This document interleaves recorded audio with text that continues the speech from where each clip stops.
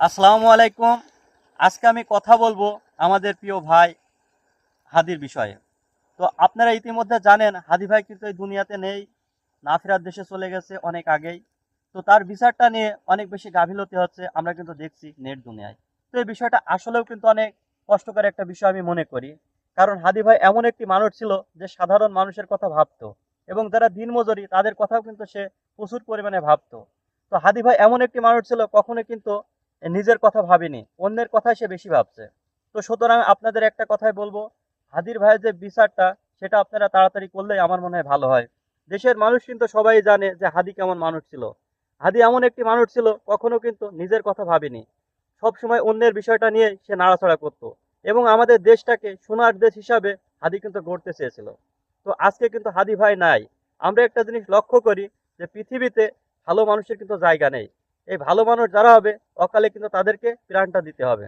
তো সুতরাং আমরা একটা জিনিস দেখি যে হাদি ভাই কিন্তু মৃত্যুবরণ করার আগে আমাদের একটা কথা বলছিল যে আমি যদি কোনো কারণে চলেও যাই দেশ ছেড়ে বা পৃথিবী ছেড়ে, তাহলে অবশ্যই আমার বিচারটা আপনারা করবেন, আর আমার যে সন্তানটা আছে সেটা আপনারা অবশ্যই দেখে রাখবেন। তো এই যে বিষয়টা, এটা কিন্তু ভিডিওটা যখনই আমাদের সামনে আসে অনেক বেশি আমাদের কিন্তু কষ্ট হয়, আমাদের চোখ থেকেও কারণে অকারণে কিন্তু জল ঝরে।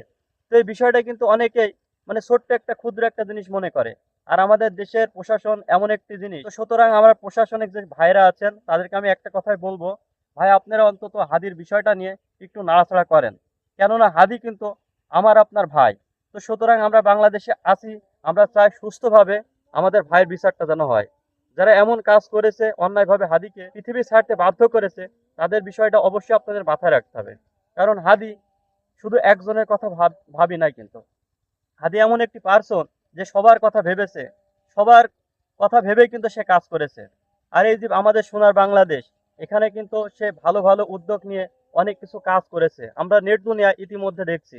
তো হাদির এই বিষয়টা নিয়ে এদারিং আমরা নেট দুনিয়ায় অনেক বেশি মিছিল, অনেক বেশি কিছু কিন্তু দেখছি।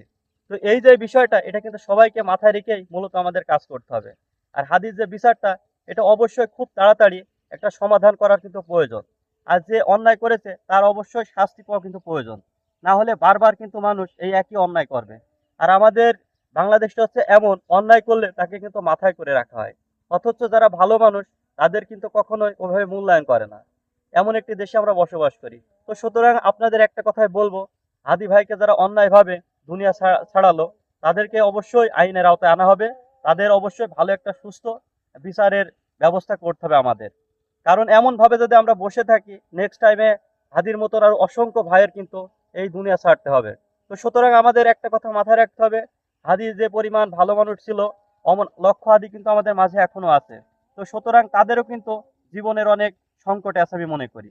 তো সুতরাং বিচার করতে হবে, বিচারটা যেন একেবারে সুস্থ হয়,